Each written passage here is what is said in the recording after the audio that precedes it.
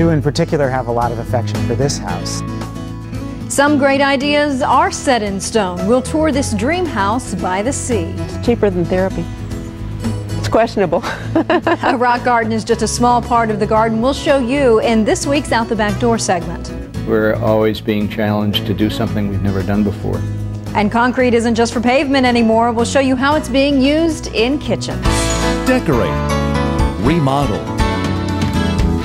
design, get ideas, get inspired with New England Dream House.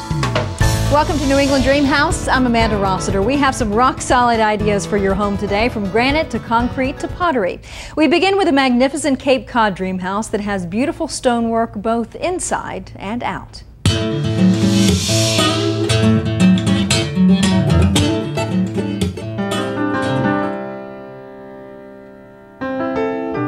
The owners of this magnificent home on Cape Cod wanted it to be an escape from their busy urban life. They hired the architect-led design-build firm of Polhemus Savery DaSilva. Company president Peter Polhemus describes the history. There was a house on this site, and initially it was the client's intent or hope that they could renovate that house into something that would meet their needs. This is a drawing of the original home. After several meetings, the owner decided to take it down and start over. The firm designed a large house that would not be imposing. There's the main mass of the house, and then there's the guest quarters connected by a gallery space. The eave line comes down to the first floor except at the entry, so that as you approach the house, it has a very comfortable human scale. The rose-covered pergola to the right of the front door completes the courtyard feel of the front. Another priority was making the new home feel like it grew from the existing land instead of being suspended above it. For example, there is a ravine that wraps around the property. A bridge was built over it, which was then turned into part of the lush landscape design. Design principal John DaSilva explains that. David Hawk, the landscape architect, did a wonderful job of picking plants that look appropriate in the ravine and plants that like a wet area, because actually after big rains there's water in it. The home is also grounded in carefully selected stonework. The terraces in the back are made of a warm-colored granite from western Massachusetts. Mason Kenneth Higgins meticulously laid out the stones. He spent probably a year here. He's very careful about laying the stone, and he and I worked together to get this effect. The result is stone that looks like it could be structural rather than held up by concrete. They also made sure the mortar between the stones was just the right color. The stone wall has probably 20 or 30 or more percentage of it is the mortar, so the color is very important. Giant stones lead a winding path toward the sea. We had a crane that's set up here in the front yard with a huge arm and lowered these large stones while our landscape architect was placing them here, so that you have this very natural feel of the stones stepping all the way down to the water. The front walkway is made of Indian limestone, chosen for its warm color, and near the front door the stone is cut so the grain is diagonal for additional visual interest. The rich detail of the exterior continues in the entry hall. Breakfast Woodworks fabricated the woodwork out of quarter-sawn oak.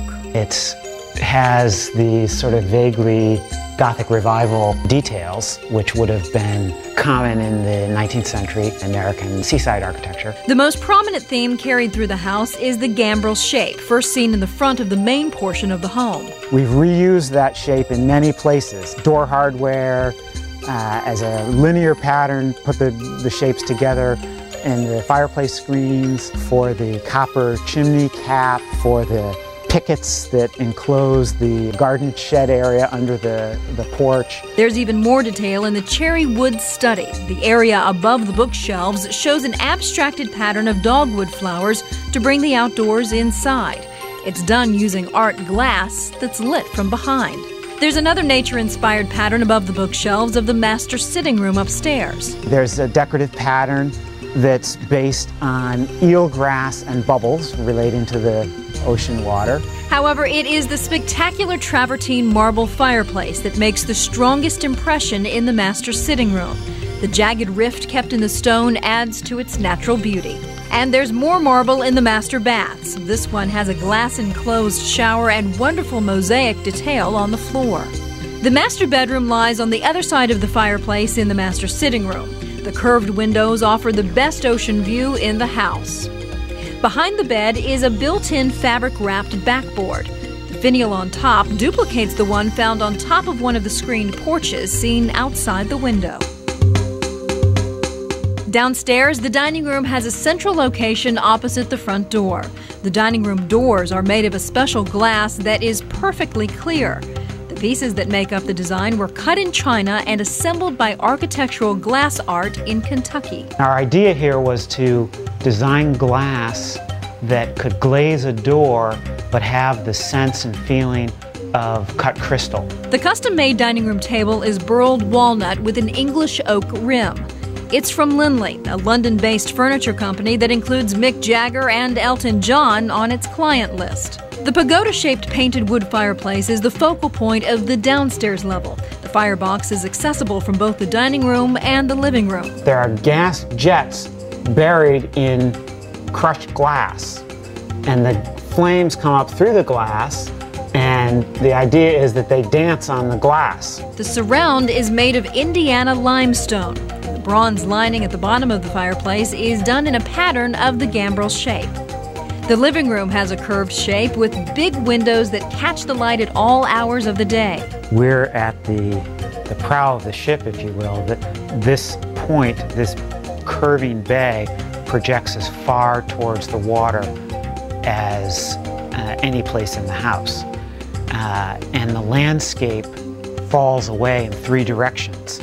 Interior designer Susan Tuttle chose soothing tans, yellows, and greens that echo the nature seen outside the windows. The carved ceiling adds drama to the room. 3 arches link the kitchen with the dining room without making the space seem too open. The kitchen is warm and elegant, with painted wood cabinets, a sub-zero refrigerator, and granite that includes a full backsplash. There's a beautiful view of trees and water just beyond the stainless steel sink. The owners take most of their meals in the airy breakfast room. The art glass panel ceiling was only supposed to be temporary, but the owners liked it so much it stayed just where it was. The ceiling is symbolic of the collaborative effort between owner and architect that created an unforgettable New England dream house. They encouraged us to keep going, to come up with the next level of detail, another interesting idea which we could pursue. So it was great fun, and we're thrilled with the results.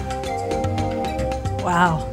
Needless to say, there were so many wonderful design elements in this house, it was hard to pick just 10, but here goes.